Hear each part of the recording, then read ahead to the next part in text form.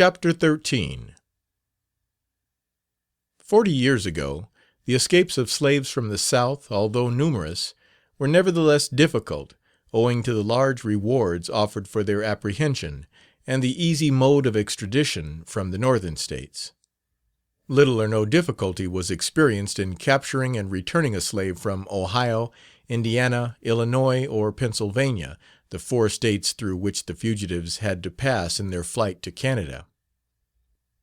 The Quaker element in all of the above states showed itself in the furnishing of food to the flying bondman, concealing him for days, and even weeks, and at last conveying him to a place of safety, or carrying him to the Queen's dominions.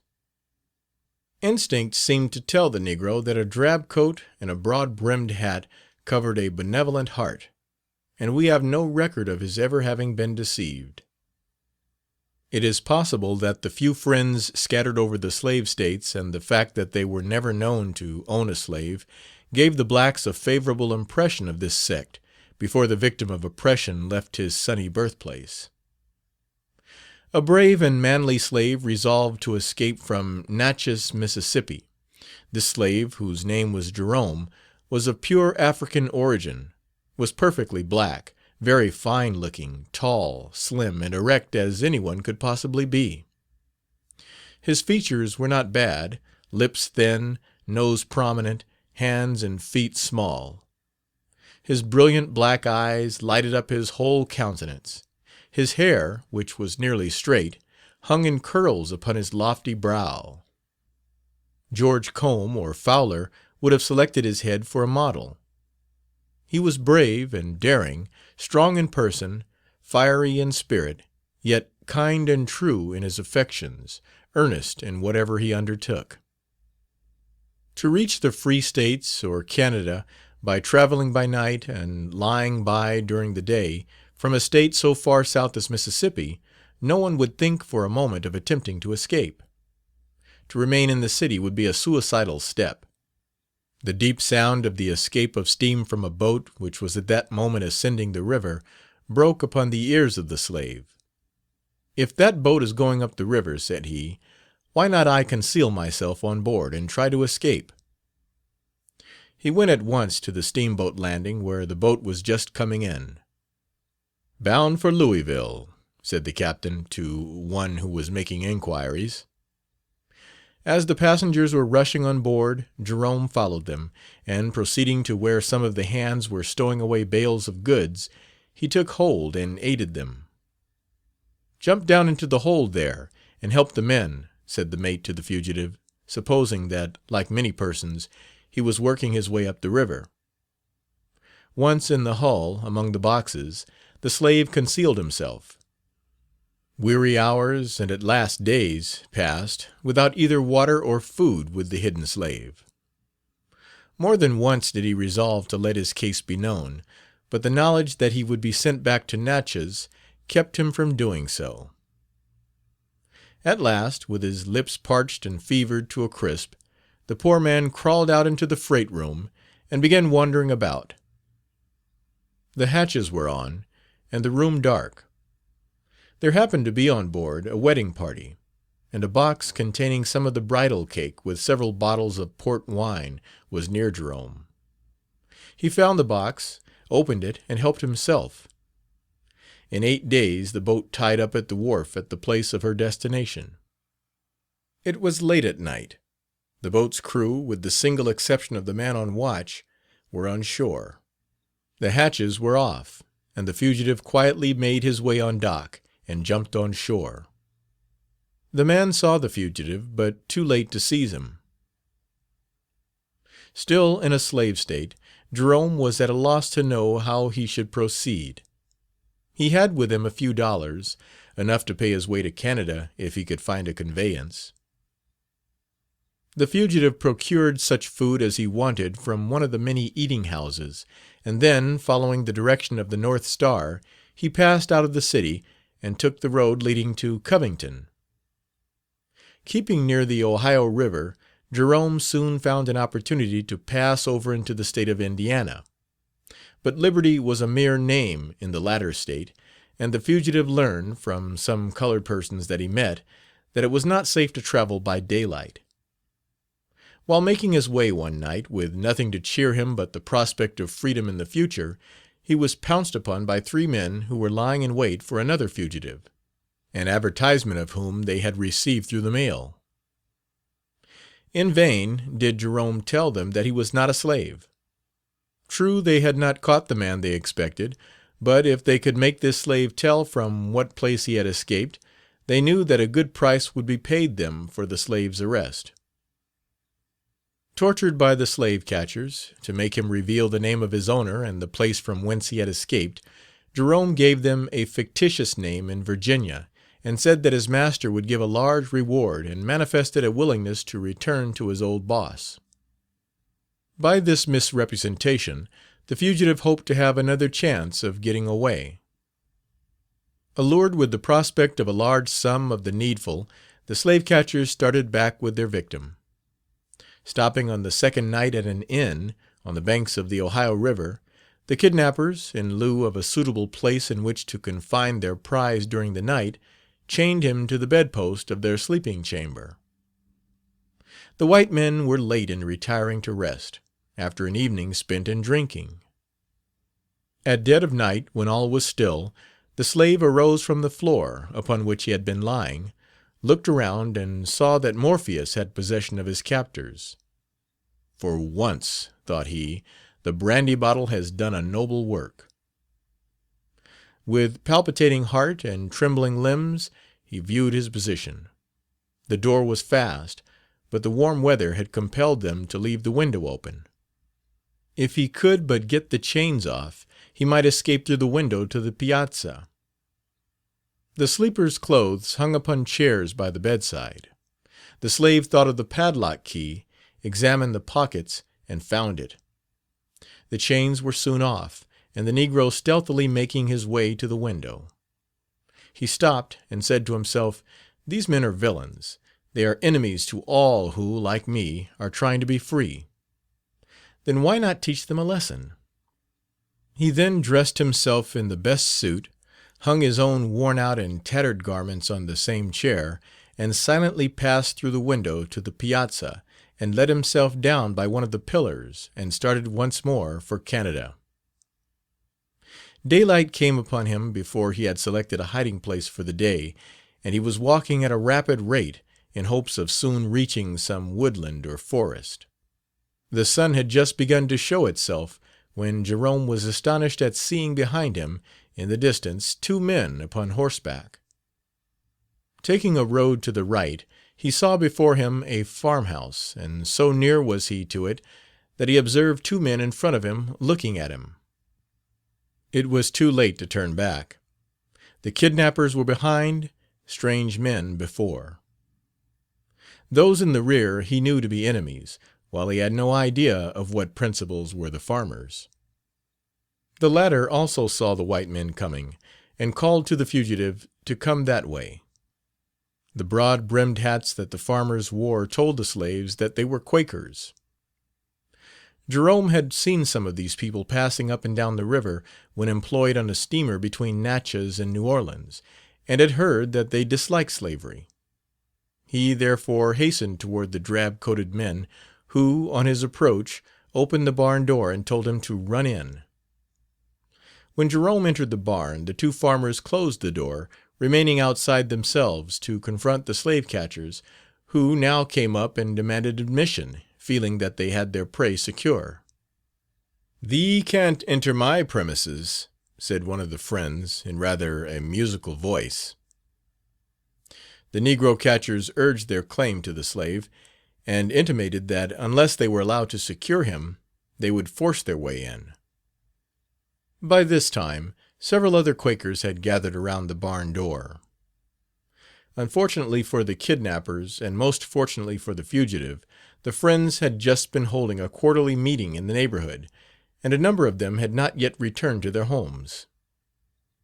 After some talk, the men in drab promised to admit the hunters, provided they procured an officer and a search warrant from a justice of the peace.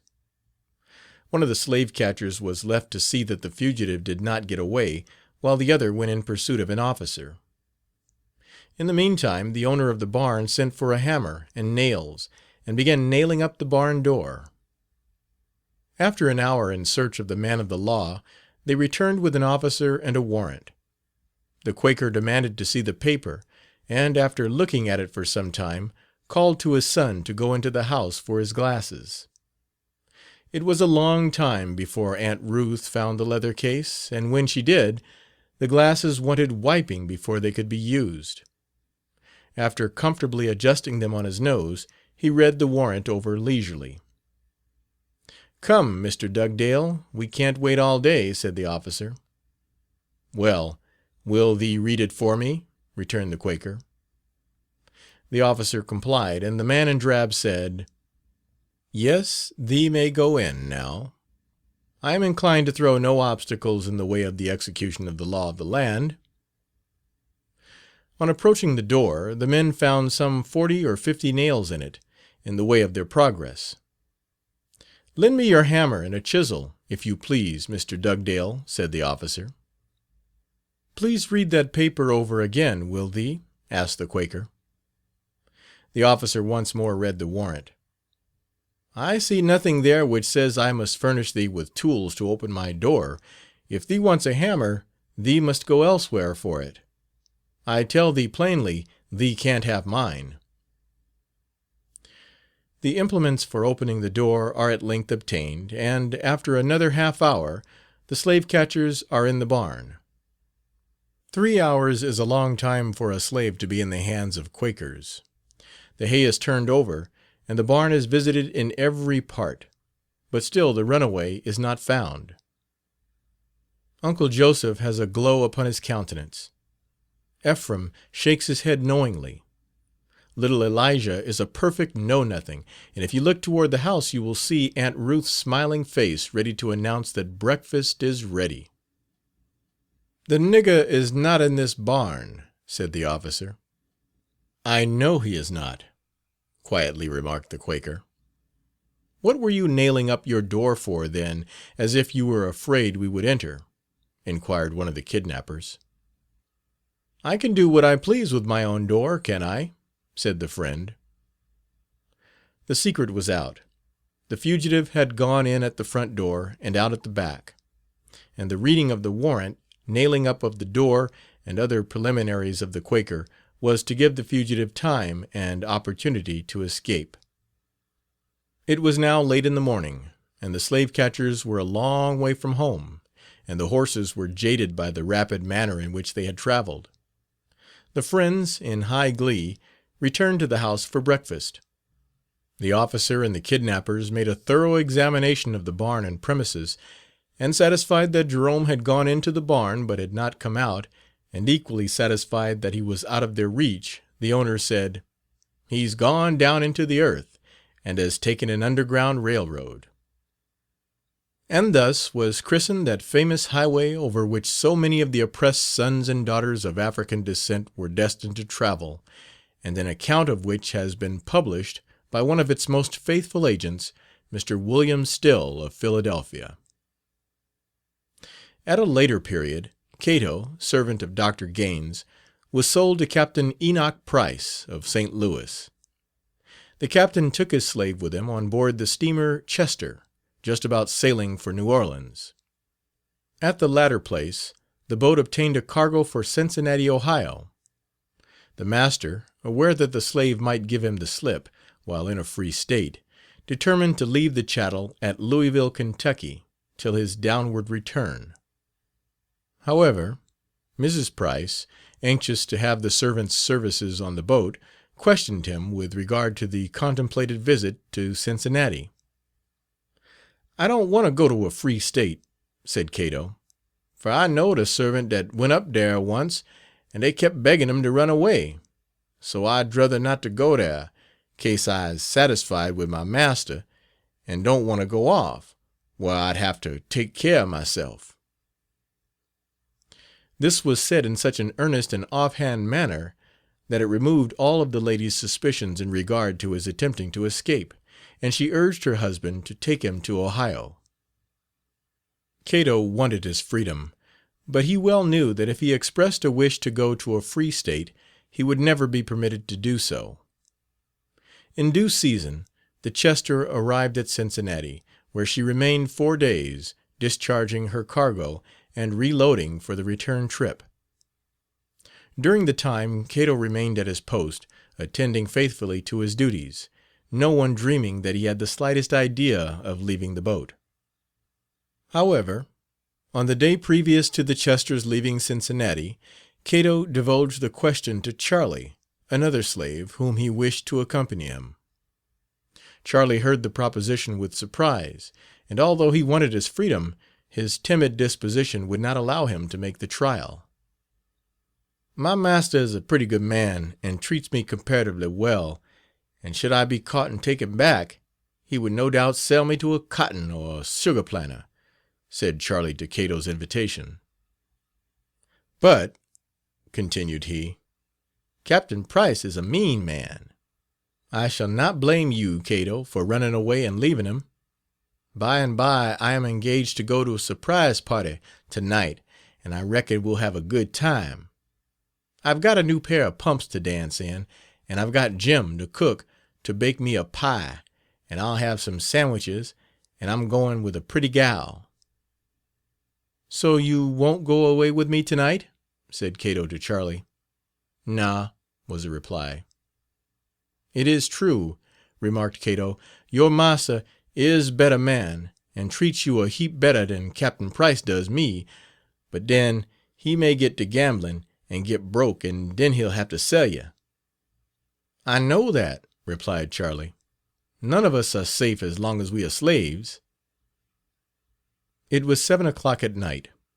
Cato was in the pantry washing the supper dishes and contemplating his flight, the beginning of which was soon to take place. Charlie had gone up to the steward's hall to get ready for the surprise, and had been away some time, which caused uneasiness to Cato, and he determined to go up into the cabin and see that everything was right. Entering the cabin from the social hall, Cato, in going down and passing the captain's room, heard a conversation which attracted his attention, and caused him to halt at his master's room door. He was not long, although the conversation was in a low tone, in learning that the parties were his master and his fellow servant Charlie. "And so he is going to run away tonight, is he?" said the captain. "Yes, sir," replied Charlie. "He's been trying to get me to go with him, and I thought it my duty to tell you." "Very well, I'll take him over to Covington, Kentucky, put him in jail for the night, and when I get back to New Orleans I will sell the ungrateful nigger. Where is he now?" asked the captain. "Cato is in the pantry, sir, washing up the tea things," was the reply. The moving of the chairs in the room, and what he had last heard, satisfied Cato that the talk between his master and the treacherous Charlie was at an end, and he at once returned to the pantry, undetermined what course to pursue.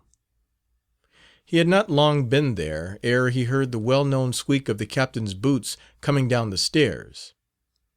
Just then Dick, the cook's boy, came out of the kitchen and threw a pan full of cold meat overboard. This incident seemed to furnish Cato with words, and he at once took advantage of the situation. "What is dat you throw overboard dar?" "None yo' business," replied Dick, as he slammed the door behind him and returned to the kitchen. "You free niggers will waste everything there is in this boat," continued Cato. "It's my duty to watch these niggers and see that they don't destroy massa's property. Now let me see, I'll go right off and tell massa about Charlie. I won't keep his secrets any longer." And here Cato threw aside his dish towel and started for the cabin. Captain Price, who, during Cato's soliloquy, was hid behind a large box of goods, returned in haste to his room, where he was soon joined by his dutiful servant. In answer to the rap on the door, the captain said, "Come in." Cato, with downcast look and in an obsequious manner, entered the room and said, "Massa, I is come to tell you something that hangs heavy on my mind, something that I had oughta told you afore this." "Well," said the master, "what is it, Cato?" "Now, massa, you hires Charlie, don't you?" "Yes." "Well den, sir, if Charlie runs away you'll have to pay for him, won't you?" I think it very probable, as I brought him into a free state, and thereby giving him an opportunity to escape. Why, is he thinking of running away? Yes, sir, answered Cato. He's going to start tonight, and he's been pestering me all day to go with him. Do you mean to say that Charlie has been trying to persuade you to run away from me? Asked the captain rather sharply. Yes, sir, that's just what he's been doing all day. I asked him where he's going to, and he said he's going to Canada, and he called you some mighty mean names, and that made me mad. Why, Charlie has just been here telling me that you were going to run away tonight. With apparent surprise and opening his large eyes, Cato exclaimed, Well, well, well, if that nigger don't beat the devil. And here the negro raised his hands and looking upward said, Afore God, massa, I wouldn't leave you for this world. Now, sir, just let me tell you how you can find out who tells the truth. Charlie has got everything ready and is going right off. He's got 2 pies, some sweet cake, some sandwiches, bread and butter, and he's got a pair of pumps to dance in when he gets to Canada. And if you want to catch him in the act of running away, you just wait out on the dock and you'll catch him. This was said in such an earnest manner and with such protestations of innocence that Captain Price determined to follow Cato's advice and watch for Charlie. Go see if you can find where Charlie is and come back and let me know, said the captain. Away went Cato on his tiptoes in the direction of the steward's room, where, by looking through the keyhole, he saw the treacherous fellow-servant getting ready for the surprise party that he had engaged the night previous to attend. Cato returned almost breathless, and in a whisper said, I found him, sir. He's getting ready to start. He's got a bundle of provisions tied up already, sir. You'll be sure to catch him as he's going away if you go on the dock. Throwing his camlet cloak over his shoulders, the captain passed out upon the wharf, took a position behind a pile of wood, and awaited the coming of the negro.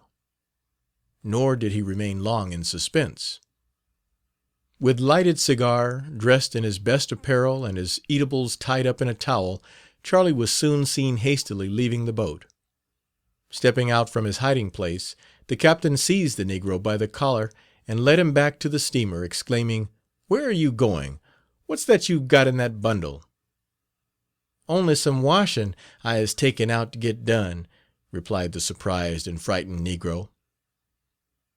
As they reached the lighted deck, Open that bundle, said the captain. Charlie began to obey the command, and at the same time to give an explanation. Shut your mouth, you scoundrel, vociferously shouted the captain. As the man slowly undid the parcel and the contents began to be seen, There, said the captain, there's the pies, cake, sandwiches, bread and butter that Cato told me you had put up to eat while running away. Yes, there's the pumps, too, that you got to dance in when you reach Canada. Here the frightened Charlie attempted again to explain. I was just going to— Shut your mouth, you villain! You were going to Canada to escape. No, Massa Price, afore God I was only— Shut your mouth, you black rascal! You told me you were taking some clothes to be washed, you lying scamp. During this scene, Cato was inside the pantry with the door ajar, looking out upon his master and Charlie with unfeigned satisfaction. Still holding the negro by the collar and leading him to the opposite side of the boat, the captain called to Mr. Roberts, the second mate, to bring up the small boat to take him and the runaway over the river. A few moments more, and the captain, with Charlie seated by his side, was being rowed to Covington, where the negro was safely locked up for the night. A little longer, said the captain to the second officer as he returned to the boat, a little longer and I'd 'a' lost $1,500 by that boy's running away. Indeed, responded the officer. Yes, continued the commander, my servant Cato told me, just in time to catch the rascal in the very act of running off. One of the sailors who was rowing, and who had been attentively listening to the captain, said, I overheard Cato today trying to persuade Charlie to go somewhere with him tonight, and the latter said he was going to a surprise party." "The devil you did!" exclaimed the captain. "Hasten up there," continued he, "for these niggers are a slippery set." As the yawl came alongside the steamer, Captain Price leaped on deck and went directly in search of Cato, who could nowhere be found. And even Charlie's bundle, which he left where he had been opening it, was gone. All search for the tricky man was in vain. On the following morning, Charlie was brought back to the boat, saying, as they were crossing the river, "I told the boss that Cato was going to run away, but he didn't believe me. Now he sees Cato's gone." After the captain had learned all that he could from Charlie, the latter's account of his imprisonment in the lock-up caused great merriment amongst the boat's crew. "But I tell you there was the biggest rats in that jail ever I seed in my life. They run around there and make so much fuss that I was 'fraid to set down or lay down. I had to stand up all night." The Chester was detained until in the latter part of the day, during which time every effort was made to hunt up Cato, but without success. When upbraided by the black servants on the boat for his treachery to Cato, Charlie's only plea was, "I spec it was de debbil that made me do it." Dressing himself in his warmest and best clothes, and getting some provisions that he had prepared during the day, and also taking with him Charlie's pies, cakes, sandwiches, and pumps, Cato left the boat and made good his escape before his master returned from Covington. It was during the cold winter of 1834 that the fugitive traveled by night and laid by in the woods in the day. After a week's journey his food gave out, and then came the severest of his trials, cold, coupled with hunger. Often Cato would resolve to go to some of the farmhouses and apply for food and shelter, but the fear of being captured and again returned prevented him from following his inclinations. One night a pelting rain that froze as fast as it fell drove the fugitive into a barn, where, creeping under the hay, he remained, sleeping sweetly while his garments were drying upon his person.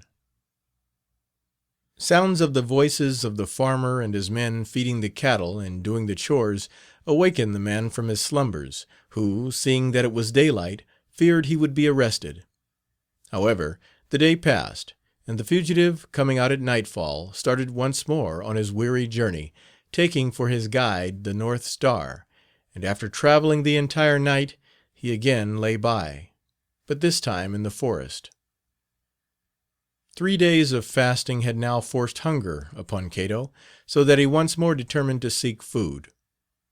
Waiting till night, he came upon the highway, and soon approached a farmhouse of the olden style, built of logs.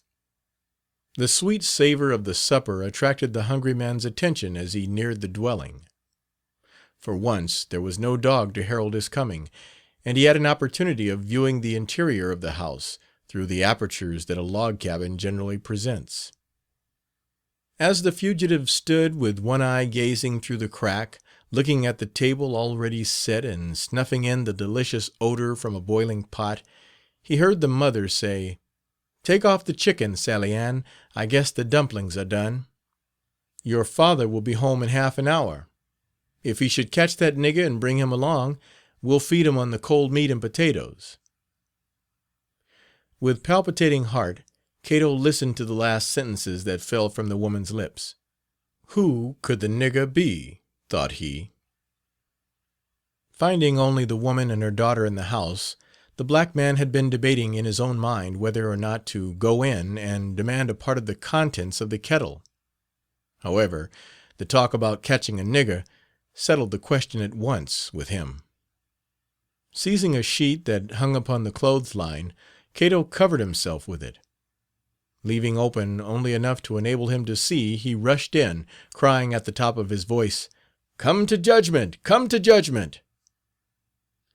Both women sprang from their seats, and, screaming, passed out of the room, upsetting the table as they went. Cato seized the pot of chicken with one hand, and a loaf of bread that had fallen from the table with the other. Hastily leaving the house and taking to the road, he continued on his journey. The fugitive, however, had gone but a short distance when he heard the tramp of horses and the voices of men, and, fearing to meet them, he took to the woods till they had passed by. As he hid behind a large tree by the roadside, Cato heard distinctly, "And what is your master's name?" "Peter Johnson, sir," was the reply. "How much do you think he will give to have you brought back?" "Dunno, sir," responded a voice which Cato recognized by the language to be a negro. It was evident that a fugitive slave had been captured, and was about to be returned for the reward. And it was equally evident to Cato that the slave had been caught by the owner of the pot of stewed chicken that he then held in his hand, and he felt a thrill of gladness as he returned to the road and pursued his journey. End of chapter 13. Chapter 14. In the year 1850, there were 50,000 free colored people in the slave states, the greater number residing in Louisiana, Maryland, Virginia, Tennessee, and South Carolina. In all the states, these people were allowed but few privileges not given to the slaves, and in many their condition was thought to be even worse than that of the bondmen. Laws, the most odious, commonly known as the Black Code, were enacted and enforced in every state.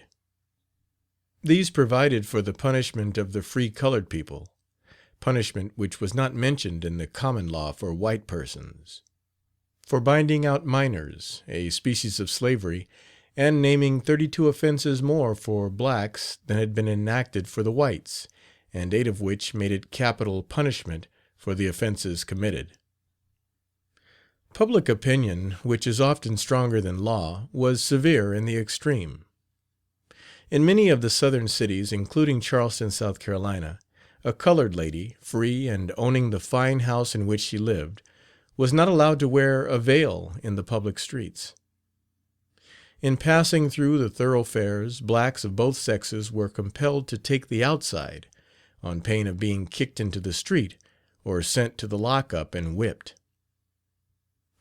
As late as 1858, a movement was made in several of the Southern states to put an exorbitant tax upon them, and in lieu of which they were to be sold into lifelong slavery. Maryland led off with a bill being introduced into the legislature by Mr. Hover, of Frederick County, for levying a tax of $2 per annum on all colored male inhabitants of the state over 21 years of age and under 55, and of $1 on every female over 18 and under 45, to be collected by the collectors of the state taxes and devoted to the use of the Colonization Society. In case of the refusal to pay of a property holder or housekeeper, his or her goods were to be seized and sold. If not a property holder, the body of the non-paying person was to be seized and hired out to the lowest bidder who would agree to pay the tax, and in case of not being able to hire said delinquents out, they were to be sold to any person who would pay the amount of tax and costs for the lowest period of service. Tennessee followed in the same strain.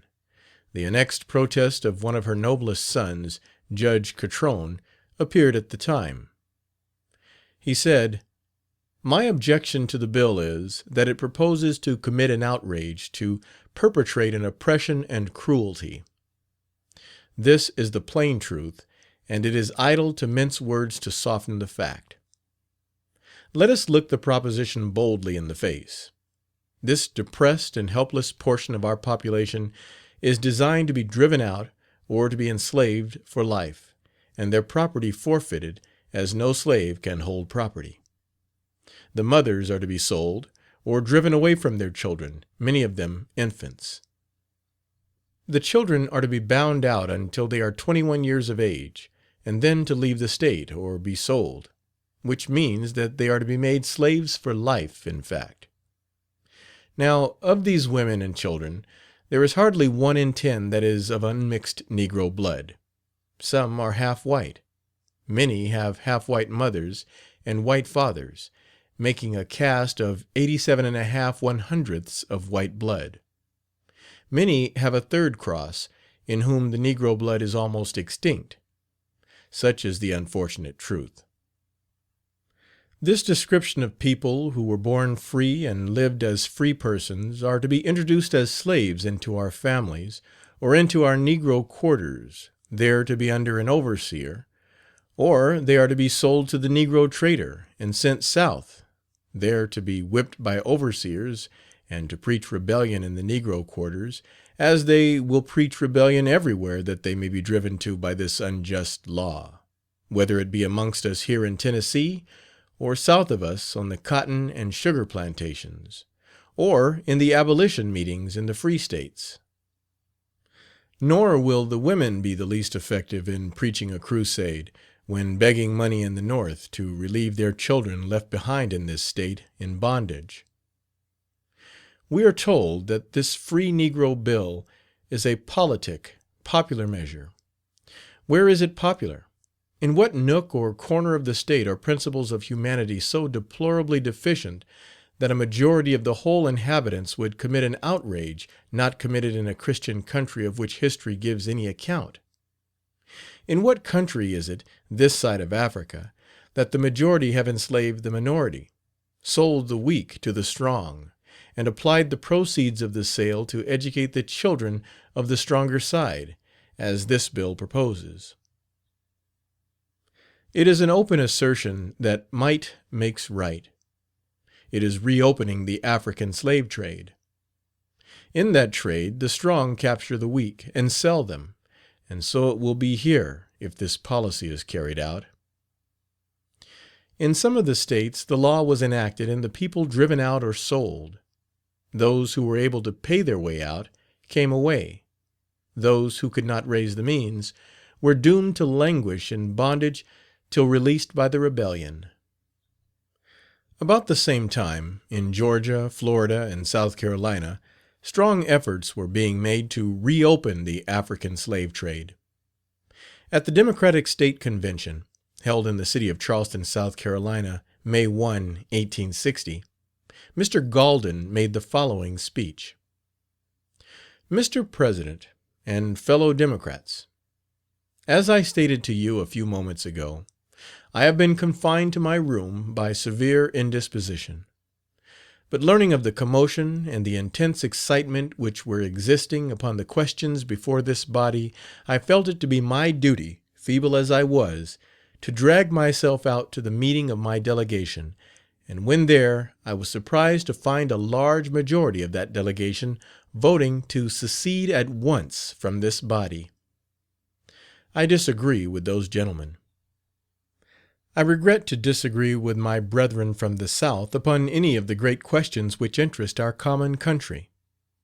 I am a Southern States Rights man. I am an African slave trader. I believe I am one of those Southern men who believe that slavery is right, morally, religiously, socially, and politically. Applause.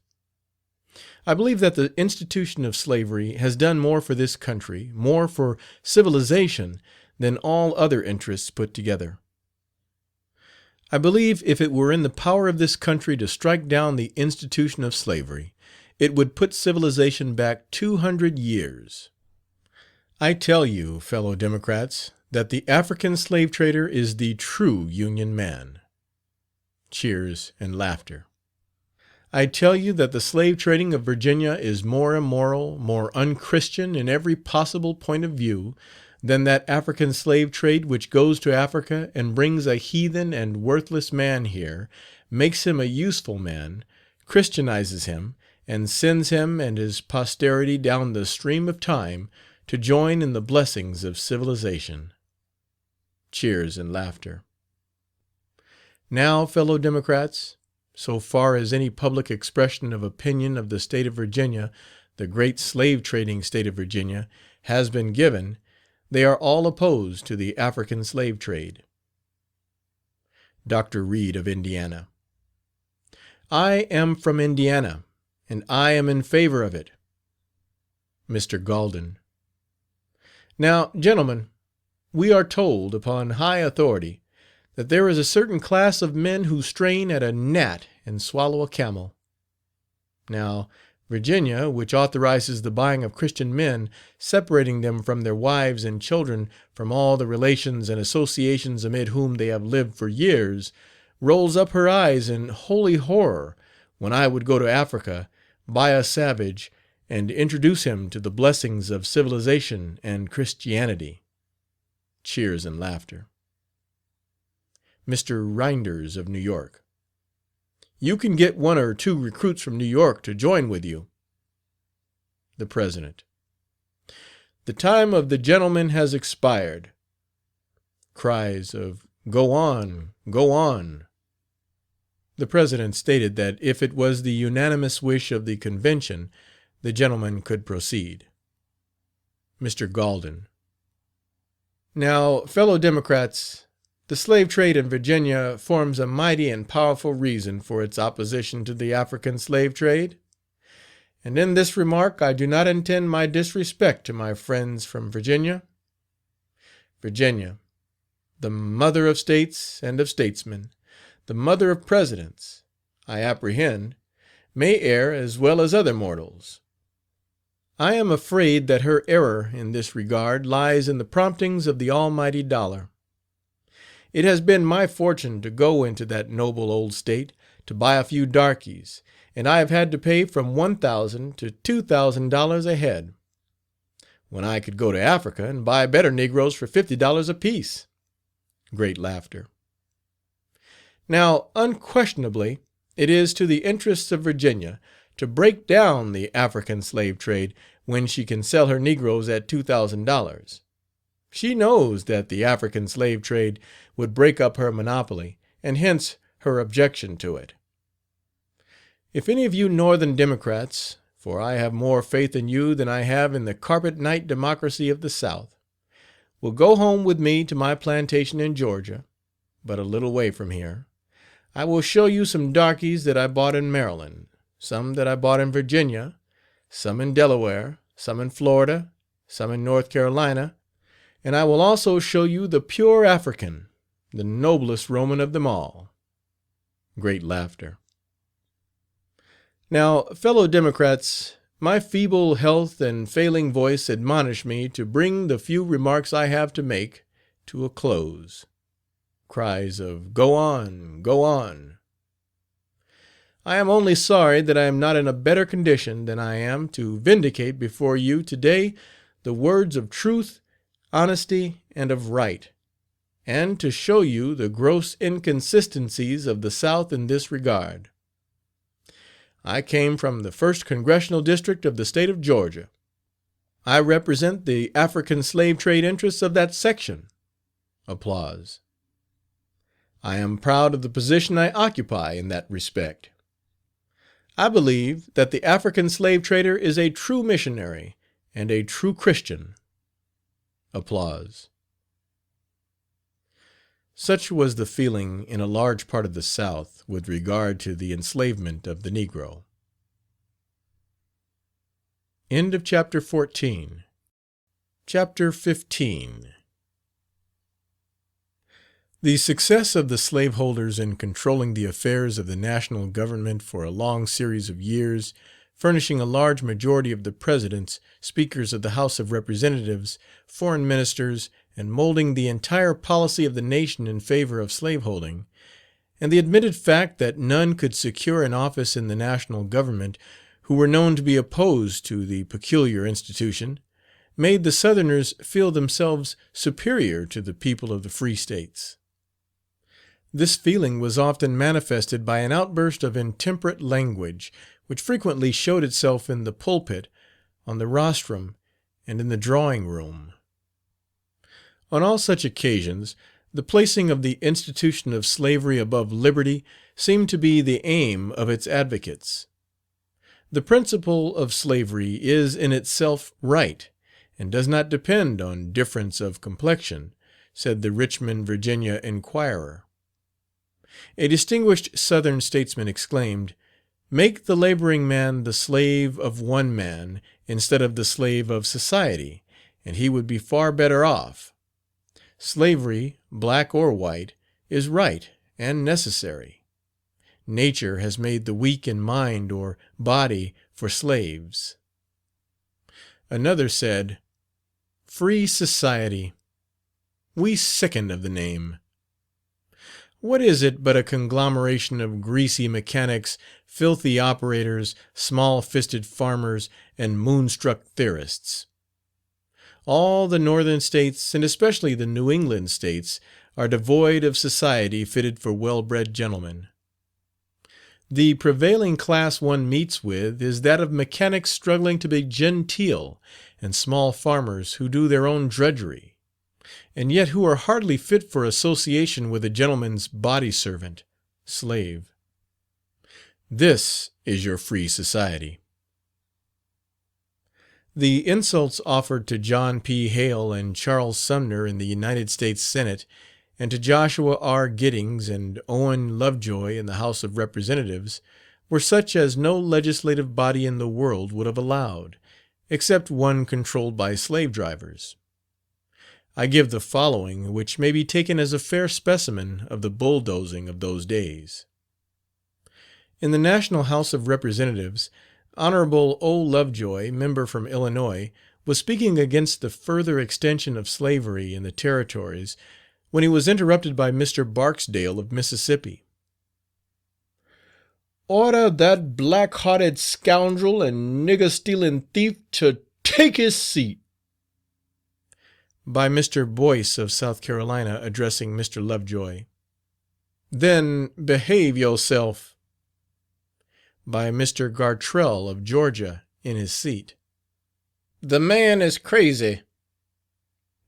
By Mr. Barksdale of Mississippi again. "No, sir. You stand there today an infamous, perjured villain." By Mr. Ashmore of South Carolina. "Yes, he is a perjured villain, and he perjures himself every hour he occupies a seat on this floor." By Mr. Singleton of Mississippi.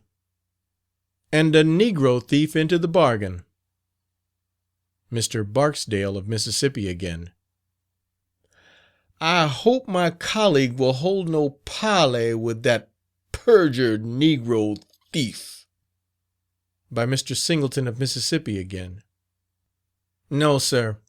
Any gentleman shall have time, but not such a mean, despicable wretch as that." By Mr. Martin of Virginia.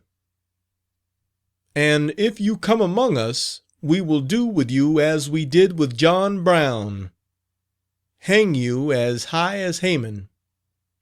I say that as a Virginian." Hon. Robert Toombs of Georgia made a violent speech in the Senate, January, 1860, in which he said, "Never permit this Federal Government to pass into the traitorous hands of the Black Republican Party. It has already declared war against you and your institutions. It every day commits acts of war against you. It has already compelled you to arm for your defense. Listen to no vain babblings, to no treacherous jargon about overt acts. They have already been committed. Defend yourselves. The enemy is at your door. Wait not to meet him at the hearthstone. Meet him at the door-sill, and drive him from the Temple of Liberty, or pull down its pillars and involve him in a common ruin." Such and similar sentiments expressed at the South, and even by the Southerners when sojourning in the free States, did much to widen the breach, and to bring on the conflict of arms that soon followed. End of chapter 15. Chapter 16. The night was dark. The rain descended in torrents from the black and overhanging clouds, and the thunder, accompanied with vivid flashes of lightning, resounded fearfully as I entered a Negro cabin in South Carolina.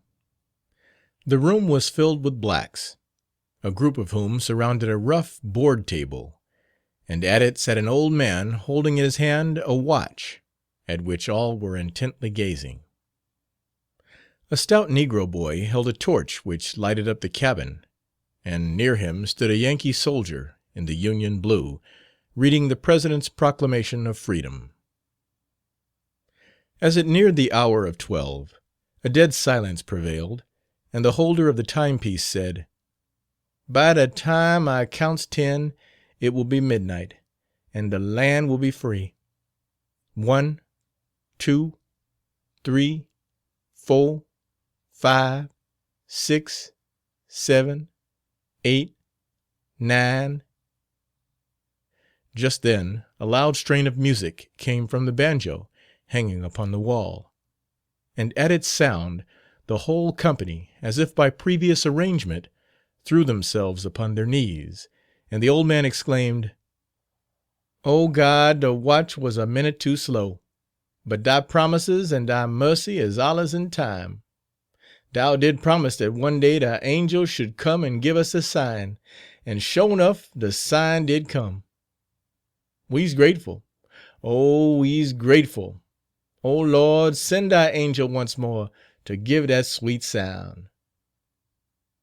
At this point another strain from the banjo was heard, and a sharp flash of lightning was followed by a clap of thunder, such as is only heard in the tropics. The negroes simultaneously rose to their feet and began singing. Finishing only one verse, they all fell on their knees, and Uncle Ben, the old white-haired man, again led in prayer, and such a prayer as but few outside of this injured race could have given. Rising to their feet, the leader commenced singing, "O brethren, my way's cloudy, my way. Go send them angels down. O brethren, my way's cloudy, my way. Go send them angels down. There's fire in the east and fire in the west. Send them angels down. And fire among the Methodists. Oh, send them angels down. Old Satan's mad and I'm glad. Send them angels down. He missed the soul he thought he had. Oh, send them angels down. I'll tell you now as I told afore. Send them angels down. To the promised land I'm bound to go. Oh, send them angels down. This is the year of Jubilee. Send them angels down. The Lord has come to set us free. Oh, send them angels down." One more short prayer from Uncle Ben, and they arose, clasped each other around the neck, kissed, and commenced shouting, "Glory to God, we's free." Another sweet strain from the musical instrument was followed by breathless silence, and then Uncle Ben said, "The angels of the Lord is with us still, and they is watching over us, for old Sandy told us more than a month ago that they would." I was satisfied when the first musical strain came that it was merely a vibration of the strings, caused by the rushing wind through the aperture between the logs behind the banjo. Fearing that the blacks would ascribe the music to some mysterious providence, I plainly told them of the cause. "Oh no, suh," said Uncle Ben quickly, his eyes brightening as he spoke. "Dat come from de angels. We been 'spectin' it all de time. We know the angels struck the strings of the banjo." The news of the music from the instrument without the touch of human hands soon spread through the entire neighborhood, and in a short time the cabin was jammed with visitors, who at once turned their attention to the banjo upon the wall. All sorts of stories were soon introduced to prove that angelic visits were common, especially to those who were fortunate enough to carry "the witness." "The Spirit of the Lord come to me last night in my sleep, and told me that I war goin' to be free, and said that the Lord would send one of his angels down to give me the warning. And when the banjo sounded, I knowed dat my bressed Marster war keeping his word," said Uncle Ben. An elderly woman amongst the visitors drew a long breath, and declared that she had been lifted out of her bed 3 times on the previous night. "I knowed," she continued, "dat the angelic hoss was hoverin' round about us." "I dropped a fork to day," said another, "and it stuck up in the floor, right afore my face, and that is allers good luck for me. The mule kicked at me 3 times this morning, and he never did that afore in his life," said another, "and I knowed good luck would come from that. A rabbit run across my path twice as I come from the branch last Saturday, and I felt sure that something mighty was going to happen," remarked Uncle Ben's wife. "I had a sign that showed me plainly that all you would be free," said the Yankee soldier, who had been silent since reading the proclamation. All eyes were instantly turned to the white man from the North, and half a dozen voices cried out simultaneously, "Oh, Mr. Soldier, what was it? What was it? What was it?" "Well," said the man in blue, "I saw something on a large white sheet." "Was it a ghost?" cried Uncle Ben, before the sentence was finished by the soldier. Uncle Ben's question about a ghost started quite a number to their feet, and many trembled as they looked each other in the face, and upon the soldier, who appeared to feel the importance of his position. Ned, the boy who was holding the torch, began to tell a ghost story, but he was at once stopped by Uncle Ben, who said, "Shut your mouth. Don't you see the gemman ain't told us what he see in the white sheet?" "Well," commenced the soldier again, "I saw on a large sheet of paper a printed proclamation from President Lincoln, like the one I've just read, and that satisfied me that you'd all be free today." Everyone was disappointed at this, for all were prepared for a ghost story, from the first remark about the white sheet of paper. Uncle Ben smiled, looked a little wise, and said, "I 'spect that's a Yankee trick you's giving us, Mr. Soldier." The laugh of the man in blue was only stopped by Uncle Ben's striking up the following hymn, in which the whole company joined: "A storm am brewing in the South, a storm am brewing now. Oh, hearken den and shut your mouth, and I will tell you how. And I will tell you how, old boy, the storm of fire will pour and make the black folks sing for joy as they never sing afore. So shut your mouth as close as death, and all you niggers hold your breath, and do the white folks brown.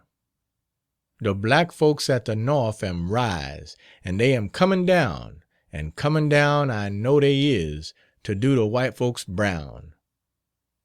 They'll turn old massa out to grass, and set the niggers free, and when that day am come to pass, we'll all be there to see. So shut your mouth as close as death, and all you niggers hold your breath, and I will tell you how. Den all the week will be as gay as am the Christmas time. We'll dance all night and all the day, and make the banjo chime, and make the banjo chime, I think, and pass the time away, with 'nuff to eat and 'nuff to drink, and not a bit to pay. So shut your mouth as close as death, and all you niggers hold your breath, and make the banjo chime." However, there was in this company a man some 40 years old, who, like a large number of the slaves, had been separated in early life from his relatives, and was now following in the wake of the Union army, hoping to meet some of those dear ones. This was Mark Myers. At the age of 20 he fled from Winchester, Virginia, and although pursued by bloodhounds, succeeded in making good his escape. The pursuers returned and reported that Mark had been killed. This story was believed by all. Now the war had opened the way. Mark had come from Michigan as a servant for one of the officers. Mark followed the army to Harper's Ferry, and then went up to Winchester. 20 years had caused a vast change, and although born and brought up there, he found but few that could tell him anything about the old inhabitants. "Go to an old cabin at the edge of town, and there you'll find old Uncle Bob Smart, and he know everybody, man and boy, that's lived here for 40 years," said an old woman of whom he inquired. With haste, Mark proceeded to the old cabin, and there he found Uncle Bob. "You say your name is Mark Myers, and your mamma's name is Nancy," responded the old man to the inquiries put to him by Mark. "Yes," was the reply. "Well, sonny," continued Uncle Bob, "the Myers niggers was all sold to the traders 'bout the beginning of the war, 'ceptin' some of the old ones that they couldn't sell, and I 'spects your mamma is one of them that the traders didn't want. Now, sonny, you go over to the Redmond place, and it 'pears to me that the 'oman you's looking for is over there." Thanking Uncle Bob, Mark started for the farm designated by the old man. Arriving there, he was told that Aunt Nancy lived over yonder on the west road. Proceeding to the low log hut, he entered, and found the woman. "Is this Aunt Nancy Myers?" "Yes, sir, dis is me." "Had you a son named Mark?" "Yes, dat I did, and a good boy he war, po' feller." And here the old woman wiped the tears away with the corner of her apron. "I have come to bring you some good news about him." "Good news? 'Bout who?" eagerly asked the woman. "Good news about your son Mark." "Oh, no, you can't bring me no good news 'bout my son, 'cep'n you bring it from heaben, for I feel certain dat he is dere, for he suffered 'nuff when the dogs killed him to go to heaben." Mark had already recognized his mother, and being unable to longer conceal the fact, he seized her by the hand and said, "Mother, don't you know me? I am your long lost son Mark." Amazed at the sudden news, the woman trembled like a leaf. The tears flowed freely, and she said, "My son Mark had a deep gash across the bottom of his left foot that he will take with him to his grave. If you is my son, show me the mark." As quick almost as thought, Mark pulled off his boot, threw himself on the floor, and held up the foot. The old woman wiped her glasses, put them on, saw the mark of the deep gash, then she fainted, and fell at her son's side. Neighbors flocked in from the surrounding huts, and soon the cabin was filled with an eager crowd, who stood in breathless silence to catch every word that should be spoken. As the old woman revived and opened her eyes, she tremblingly said, "My son, it is you." "Yes, mother," responded the son, "it is me. When I ran away, old master put the dogs upon my track, and I jumped into the creek, waded down for some distance, and by that means the dogs lost the scent, and I escaped from them." "Well," said the old woman, "in my prayers I asked God to permit me to meet you in heaven, and he promised me I should, but he's been better than his promise. Now, mother, I have a home for you at the North, and I have come to take you to it." The few goods worth bringing away from the slave hut were soon packed up, and ere the darkness had covered the land, mother and son were on their way to the North. End of chapter 16. Chapter 17. During the rebellion, as it is close, there was one question that appeared to overshadow all others. This was Negro equality. While the armies were on the field of battle, this was the great bugbear among many who warmly espoused the cause of the government, and who approved all its measures, with this single exception. They sincerely wished the rebels to be despoiled of their property. They wished every means to be used to secure our success on the field, including emancipation.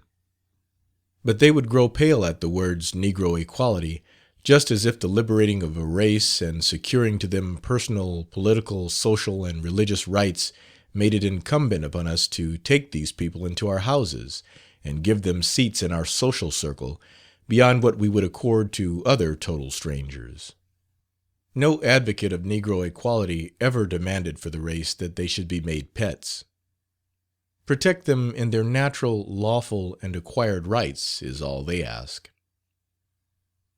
Social equality is a condition of society that must make itself. There are colored families residing in every Southern state, whose education and social position is far above a large portion of their no neighboring whites. To compel them to associate with these whites would be a grievous wrong. Then, away with this talk, which is founded in hatred to an injured people. Give the colored race in the South equal protection before the law, and then we say to them, now to gain the social prize, paddle your own canoe. But this hue and cry about Negro equality generally emanates from a shoddy aristocracy, or an uneducated class more afraid of the Negro's ability and industry than of his color rubbing off against them.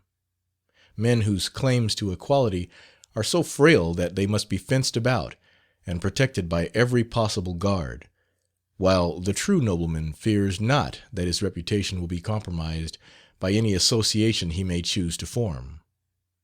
So it is with many of those men who fear Negro competition. Conscious of their own inferiority to the mass of mankind, and recognizing the fact that they exist and thrive only by the aid of adventitious advantages, they look with jealousy on any new rivals and competitors, and use every means, fair and unfair, to keep them out of the market. The same sort of opposition has been made to the introduction of female labor into any of the various branches of manufacture. Consequently, women have always been discriminated against. They have been restricted to a small range of employments. Their wages have been kept down, and many who would be perfectly competent to perform the duties of clerks or accountants, or to earn good wages in some branch of manufacture, have been driven by their necessities either to suicide or prostitution. But the nation, knowing the Southerners as they did, aware of the deep hatred to Northern whites, and still deeper hatred to their ex-slaves, who aided in blotting out the institution of slavery, it was the duty of the nation, having once clothed the colored man with the rights of citizenship and promised him in the Constitution full protection for those rights, to keep this promise most sacredly. The question, while it is invested with equities of the most sacred character, is not without its difficulties and embarrassments. Under the policy adopted by the Democrats in the late insurrectionary states, the colored citizen has been subjected to a reign of terror, which has driven him from the enjoyment of his rights and leaves him as much a non-entity in politics, unless he obeys their behests, as he was when he was in slavery. Under this condition of things today, while he, if properly protected in his rights, would hold political supremacy in Mississippi, Georgia, South Carolina, Louisiana, Alabama, and Florida, he has little or no voice in either state or national government. Through fear, intimidation, assassination, and all the horrors that barbarism can invent, every right of the Negro in the Southern States is today at an end. Complete submission to the whites is the only way for the colored man to live in peace. Some time since, there was considerable talk about a war of races, but the war was all on the side of the whites. The freedman has succumbed to brute force, and hence the war of races is suspended. But let him attempt to assert his rights of citizenship as the white man does at the North, according to the dictates of his own conscience and sense of duty, and the bloody hands of the Ku Klux and White Leaguer will appear in all their horrors once more. The dream that is past would become a sad reality again. End of chapter 17. Chapter 18. Immediately after the rebellion ceased, the freedmen throughout the South, desiring no doubt to be fully satisfied that they were actually free and their own masters, and could go where they pleased, left their homes in the country and took up their abode in the cities and towns. This, as a matter of course, threw them out of business, and large numbers could be seen idly lolling about the steps of the courthouse, town hall, or other county buildings, or listlessly wandering through the streets. That they were able to do this seemed to them positive evidence that they were really free. It was not long, however, before they began to discover that they could not live without work, and that the only labor that they understood was in the country on the plantations. Consequently, they returned to the farms, and in many instances to their former masters. Yet the old love for visiting the cities and towns remained, and they became habituated to leaving their work on Saturdays and going to the place nearest to them. This caused Saturday to be called Nigger Day in most of the Southern states. On these occasions they sell their cotton or other produce, do their trading, generally having 2 jugs, one for the molasses, the other for the whiskey, as indispensable to the visit. The storekeepers get ready on Saturday morning, putting their brightest and most gaudy colored goods in the windows or on the front of their counters. Jew shops put their hawkers at their doors, and the drinking saloons, billiard saloons, and other places of entertainment kept for their especial accommodation, either by men of their own race or by whites, are all got ready for an extra run. Being on a visit to the state of Alabama for a while, I had a fair opportunity of seeing the colored people in that section under various circumstances. It was in the autumn, and I was at Huntsville.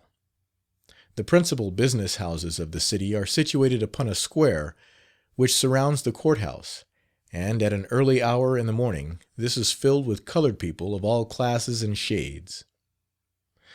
On Saturdays there are often fully 2,000 of them in the streets at one time. At noon the throng was greatest, and up to that time fresh wagon loads of men, women, and children were continually arriving. They came not only in wagons, but on horses and mules and on foot.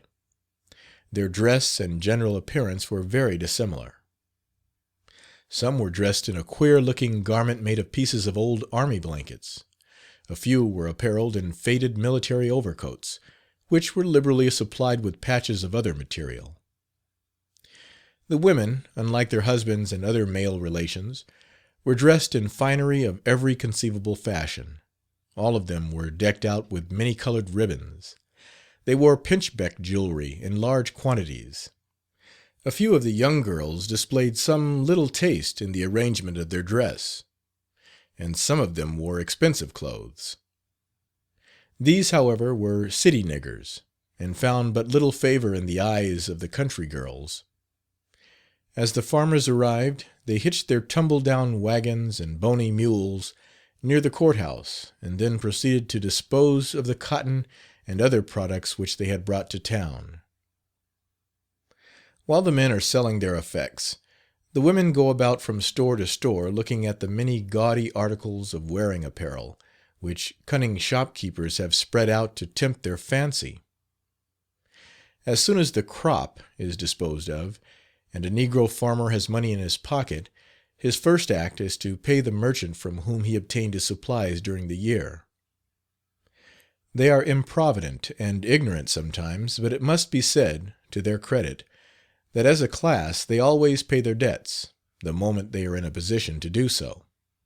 The country would not be so destitute if a larger number of white men followed their example in this respect.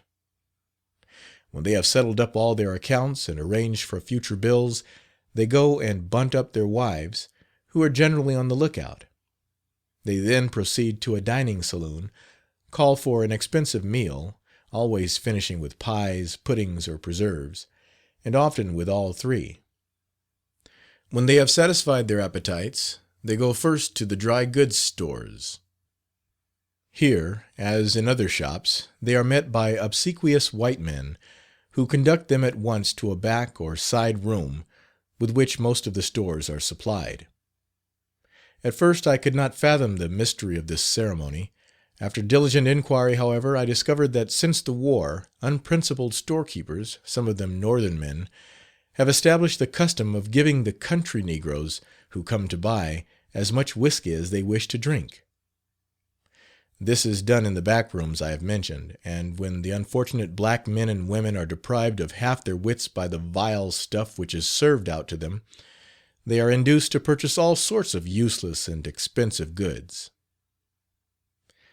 In their soberest moments, average colored women have a passion for bright colored dresses which amounts almost to madness, and on such occasions as I have mentioned, they never stop buying until their money is exhausted. Their husbands have little or no control over them, and are obliged, whether they will or not, to see most of their hard earnings squandered upon an unserviceable jacket or flimsy bonnet or many-colored shawl. I saw one black woman spend upward of $30 on millinery goods. As she received her bundle from the cringing clerk, she said with a laugh, "I 'clar to the Lord I's done gone busted my old man sure." "Never mind," said the clerk, "he can work for more."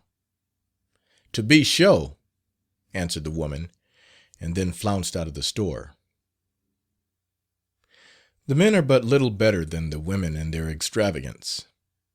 I saw a man on the square who had bargained for a mule, which he very much needed, and which he had been intending to purchase as soon as he sold his cotton. He agreed to pay $57 for the animal, and felt in his pocket for the money, but could find only $16. Satisfying himself that he had no more, he said, "Well, well, if dis ain't de most 'stravagant nigger I ever see. I sold 2 bales of cotton dis bressed day, and got $122, and now I's only got dis." Here he gave a loud laugh and said, "Old mule, I want you mighty bad, but I'll have to let you slide this time." While the large dealers were selling their products and emptying their wagons, those with vegetables and fruits were vending them in different sections of the city. A man with a large basket upon his head came along through one of the principal streets, shouting, "Hello there in the cellar. I's got fresh eggs just from the hen. Lay 'em this morning for the occasion. Here they is, big hen's eggs, cheap. Now's your time. These eggs is fresh and good, and will make fuss-rate eggnog. Now's your time for eggnog with new eggs in it, all laid this morning." Here he set down his basket as if to rest his head. Seeing a colored servant at one of the windows, he called out, "Here, sister, here's the fresh eggs. Here they is, big eggs from the big hen, much as she could do to lay 'em. Now's your time. Don't be foolish and miss this chance." Just then a man with a wagon load of stuff came along, and his voice completely shut out the man with the fresh eggs. "Here," cried he, "here's your nice winter squash, taters, Irish taters, sweet taters, Carolina taters. Big house there, big house. Look out the window. Here's your nice cabbages, taters, sweet taters, squash. Now's your time to get 'em cheap. Tomorrow's Christmas, and you'll want 'em sure." The man with the basket of eggs on his head, and who had been silenced by the overpowering voice of the tater man, called out to the other, "Now, I reckon you better go in another street. I's been toting these eggs all day, and I don't get in nobody's way. I want to know, is this your street?" asked the tater man. "No, but I thank the Lord I's got some manners 'bout me. But den I couldn't 'spect no more from you, for I knowed you afore the war. You was one of them cheap niggers, clodhopper, never taste a bit of white bread till after the war, and then didn't know 'twas bread. Well den, if you make so much fuss 'bout the street, I'll go out of it. It's nothing but a second-handed street nohow," said the tater man, and drove off crying, "Taters, sweet taters, Irish taters, and squash." Passing into a street where the colored people are largely represented, I met another head peddler. This man had a tub on his head, and with a musical voice was singing, "Here's your chitlins, fresh and sweet, who'll join the Union? Young hogs, chitlins, hard to beat, who'll join the Union? Methodist chitlins, just been biled, who'll join the Union? Right fresh chitlins, they ain't spiled, who'll join the Union? Baptist chitlins by the pound, who'll join the Union? As nice chitlins as ever was found, who'll join the Union? Here's your chitlins, out a good fat hog, just as sweet chitlins as ever you see. These chitlins will make your mouth water just to look at 'em. Come and see 'em. At this juncture, the man took the tub from his head, set it down, to answer a woman who had challenged his right to call them Baptist chitlins. "Does you mean to say dat dem is Baptist chitlins?" "Yes'm, I means to say dat dey is real Baptist chitlins, and nuffin else." "Did they come out of a Baptist hog?" inquired the woman. "Yes'm, dem chitlins come out of a Baptist hog." "How does you make that out?" "Well, you see, dat hog was raised by Mr. Robeson, a hard-shell Baptist. The corn that the hog was fatted on was also raised by Baptists. He was killed and dressed by James Boone, and you all know that he's as big a Baptist as ever lived." "Well," said the woman, as if perfectly satisfied, "let me have 2 pounds." By the time the man had finished his explanation, and weighed out her lot, he was completely surrounded with women and men, nearly all of whom had their dishes to get the choice morsel in. "Now," said a rather solid-looking man, "now, I want some of the Methodist chitlins that you's been talking 'bout." "It is, sir." "What?" asked the purchaser, "you take 'em all out the same tub?" "Yes," quickly replied the vendor. "Can you tell 'em by looking at 'em?" inquired the chubby man. "Yes, sir." "How does you tell 'em?" "Well, sir, the Baptist chitlins has been more in the water, you see, and dey's a little whiter." "But how does I know that dey is Methodist?" "Well, sir, dat hog was raised by Uncle Jake Bemis, one of the most shouting Methodists in the Zion connection."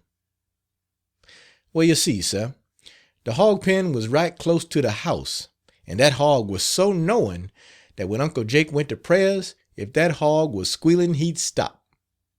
Why, sir, you could hardly get a grunt out of that hog till Uncle Jake was done his prayers. Now, sir, if that don't make him a Methodist hog, what will?"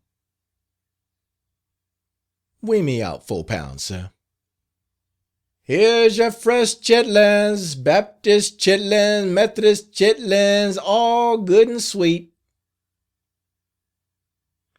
And in an hour's time the peddler, with his empty tub upon his head, was making his way out of the street, singing, "Methodist chitlins, Baptist chitlins, who'll join the Union?" Hearing the colored cotton growers were to have a meeting that night a few miles from the city, and being invited to attend, I embraced the opportunity. Some 30 persons were assembled, and as I entered the room I heard them chanting, "Sing your praises, bless the Lamb, getting plenty money, cotton's going up, 'deed it am, people, ain't it funny?" Chorus. "Rise, shine, give God the glory." Repeat glory. "Don't you think it's gon' rain?" Maybe was, a little. Maybe one old hurricane. It's bilin' in the kittle. Chorus. "Craps done fail in Egypt land, say so in the papers. Maybe little sleight of hand 'mong the speculators." Chorus.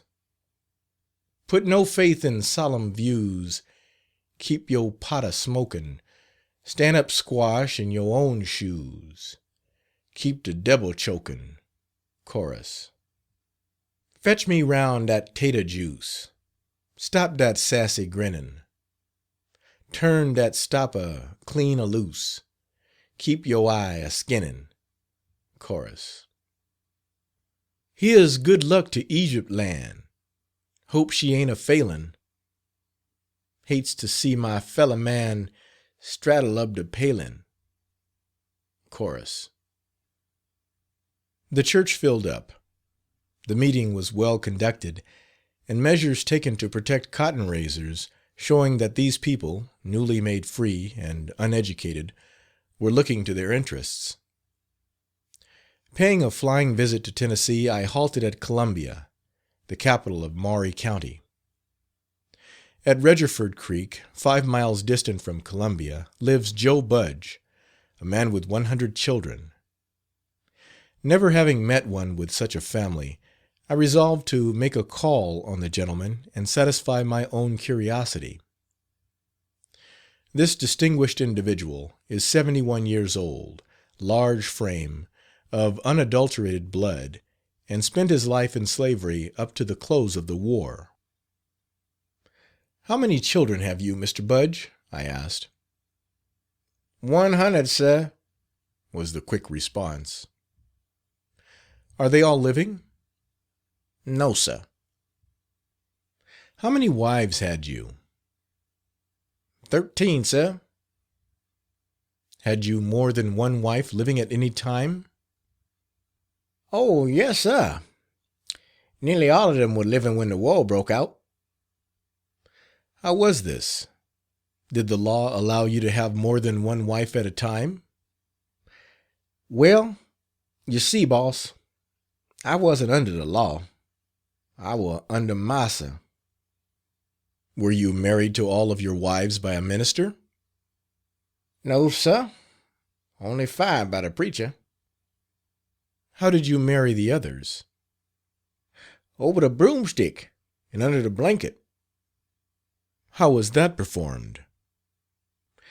"Well, you see, sir, they all assembles in the quarters, and a man takes hold of one end of the broom, and a woman takes hold of the other end, and they holds up the broom, and the man and the woman that's going to get married jumps over and then slips under a blanket. They put out the light, and all goes out and leaves them there." "How near together were your wives?" "Massa had 4 plantations, and they lived 'bout on 'em, them that warn't sold." "Did your master sell some of your wives?" "Oh, yes, sir, when they got too old to bear children. You see, massa raised slaves for the market, and my stock were called mighty good, 'cause I war very strong and could do a heap of work." "Were your children sold away from you?" "Yes, sir. I see 3 of 'em sold one day for $2,000 apiece. You see, they were men grown up." "Did you select your wives?" "Don't know what you mean by that word." "Did you pick out the women that you wanted?" "Oh, no, sir. I had nothing to say about that. Massa allers get 'em, and pick out strong, hearty women. That's the reason that the planters wanted to get my children, 'cause they were so healthy." "Did you never feel that it was wrong to get married in such a light manner?" "No, sir, 'cause you see I toted the witness with me." "What do you mean by that?" "Why, sir, I had religion, and that made me feel that all were right." "What was the witness that you spoke of?" "The change of heart, sir, is the witness that I totes in my bosom. And when a man's got dat, he fears nothing, not even the devil himself." "Then you know that you've got the witness?" "Yes, sir, I totes it right here." And at this point Mr. Budge put his hand on his heart and looked up to heaven. "I presume your master made no profession of religion?" "Oh, yes, sir, you bet he had religion. He war the fustest man in the church, and he war called mighty powerful in prayer." "Do any of your wives live near you now?" Except the one that you're living with? Yes, sir. There's 5 in this county, but they's all married now to another man. Have you many grandchildren? Yes, sir. When my relations am all together, they numbers about 400, near as I can get at it. Do you know of any other men that have got as many children as you? No, sir. They calls me the boss daddy in this part of the state. Having satisfied my curiosity, I bade Mr. Budge good day. End of chapter 18. Chapter 19. Spending part of the winter of 1880 in Tennessee, I began the study of the character of the people and their institutions. I soon learned that there existed an intense hatred on the part of the whites toward the colored population. Looking at the past, this was easily accounted for. The older whites, brought up in the lap of luxury, educated to believe themselves superior to the race under them, self-willed, arrogant, determined, skilled in the use of sidearms, wealthy, possessing the entire political control of the state, feeling themselves superior also to the citizens of the free states, this people was called upon to subjugate themselves to an ignorant, superstitious, and poverty-stricken race, a race without homes, or the means of obtaining them. To see the offices of state filled by men selected from this servile set made these whites feel themselves deeply degraded in the eyes of the world. Their power was gone, but their pride still remained. They submitted in silence, but bided their time, and said, "Never mind, we'll yet make your hell a hot one." The blacks felt their importance, saw their own power in national politics, were interviewed by obsequious and cringing white men from the North, men, many of them, far inferior, morally, to the Negro. Two-faced, second-class white men of the South, few in number, it is true, hung like leeches upon the blacks. Among the latter was a respectable proportion of freemen, free before the rebellion. These were comparatively well educated. To these and to the better class of freedmen the country was to look for solid work. In the different state legislatures the great battle was to be fought, and to these the interest of the South centered. All of the legislatures were composed mainly of colored men. The few whites that were there were not only no help to the blacks, but it would have been better for the character of the latter, and for the country at large, if most of them had been in some state prison. Colored men went into the legislatures somewhat as children go for the first time to a Sabbath school. They sat and waited to see the show. Many had been elected by constituencies of which not more than 10 in 100 could read the ballots they deposited, and a large number of these representatives could not write their own names.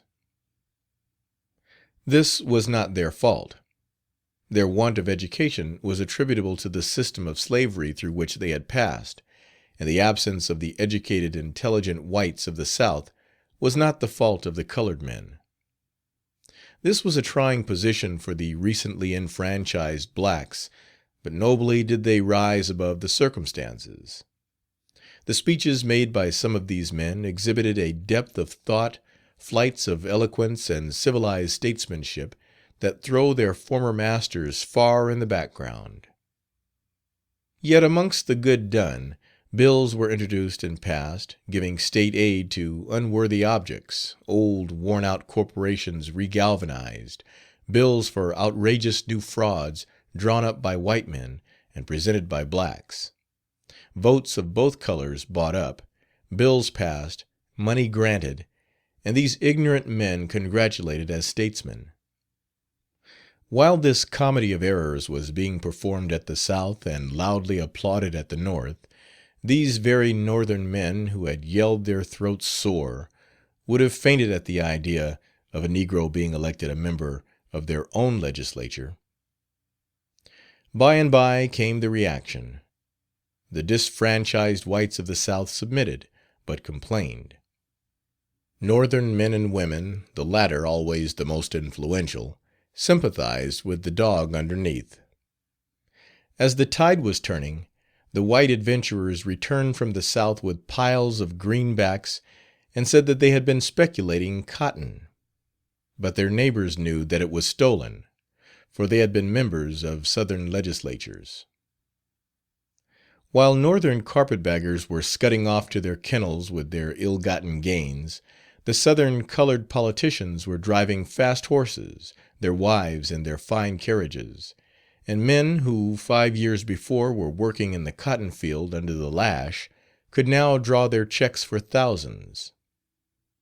This extravagance of black men, followed by the heavy taxes, reminded the old Southerners of their defeat in the rebellion. It brought up thoughts of revenge.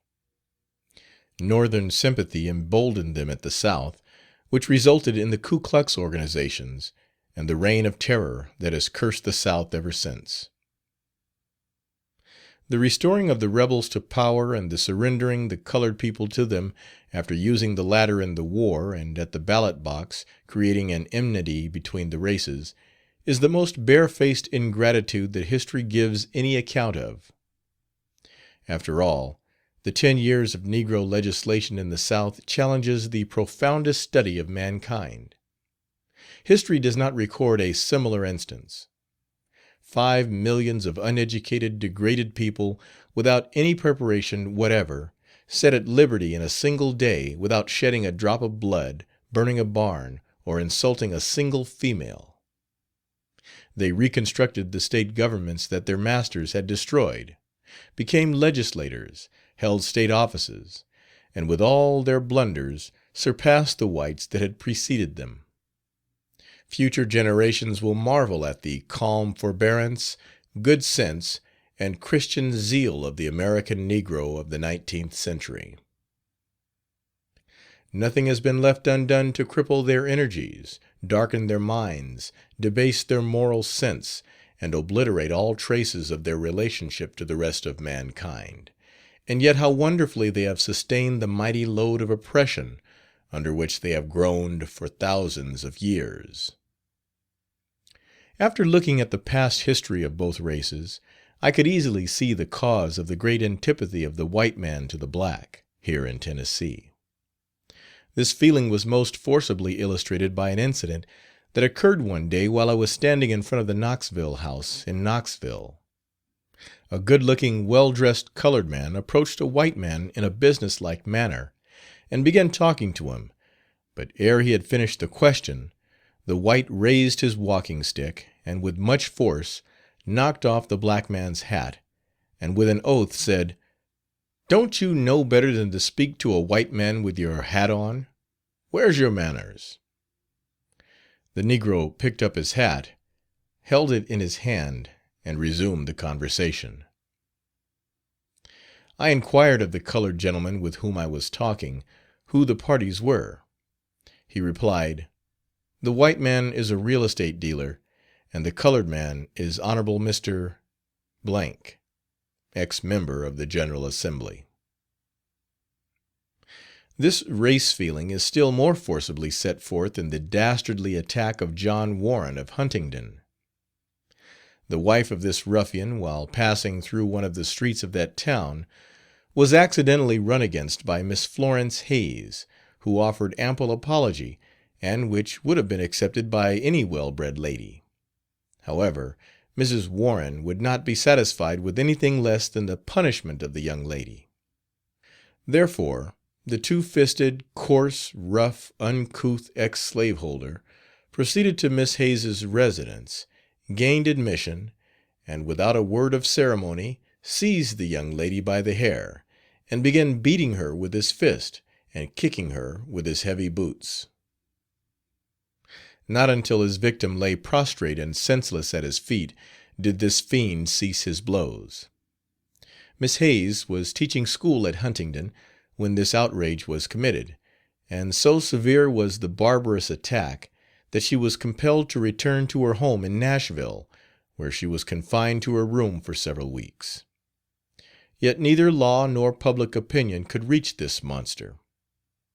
A few days after the assault, the following paragraph appeared in the Huntingdon Vindicator.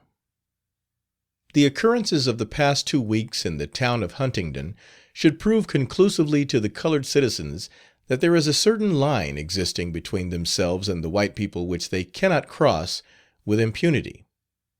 The incident which prompts us to write this article is the thrashing which a white gentleman administered to a colored woman last week. With no wish to foster a spirit of lawlessness in this community, but actuated by a desire to see the Negro keep in his proper place, we advise white men everywhere to stand up for their rights and in no case yield an inch to the encroachment of an inferior race. Stand up for their rights, with this editor, means for the white ruffianly coward to knock down every colored lady that does not give up the entire sidewalk to him or his wife. It was my good fortune to meet on several occasions Miss Florence T. Hayes, the young lady above alluded to, and I never came in contact with a more retiring, ladylike person in my life. She is a student of Tennessee Central College, where she bears an unstained reputation, and is regarded by all who know her to possess intellectual gifts far superior to the average white young women of Tennessee. Spending a night in the country, we had just risen from the supper table when mine host said, "Listen, Mingo is telling how he reconverted his daughter. Listen, you'll hear a rich story and a true one." Mr. Mingo lived in the adjoining room. "Yes, Mrs. Jones, my daughter has been home visiting me, and I had a mighty trial with her, I can tell you." "What was the matter, Mr. Mingo?" inquired the visitor. "Well, you see, Fanny's been a living in Philadelphy, and she's a mighty changed woman in her ways. When she come in the house, she run up to her mammy and say, 'Oh, ma, I'm exquisitely pleased to greet you.' Then she run to me and said, 'Oh, pa,' and kissed me. Well, that was all well enough, but to see as much as 2 yards of her dress a dragging behind her on the floor, it was too much, and it was silk too. It made my heart ache. Says I, 'Fanny, you's very extravagant dragging all that silk on the floor in that way.' 'Oh,' says she, 'that's the fashion, pa.' Then, you see, I war uneasy for her. I war afraid she'd fall, for she had on a pair of boots with the highest heels I ever see in my life, which made her walk as if she was walking on her toes. Then she was covered all over with ribbons and ruffles. When we sat down to dinner, Fanny ate with her fork, and when she see her sister put the knife in her mouth, she says, 'Don't put your knife in your mouth, that's vulgar.' Next morning she took out of her pocket some seeds and put 'em in a tin cup and poured boiling hot water on 'em. Says I, 'Fanny, is you sick and going to take some medicine?'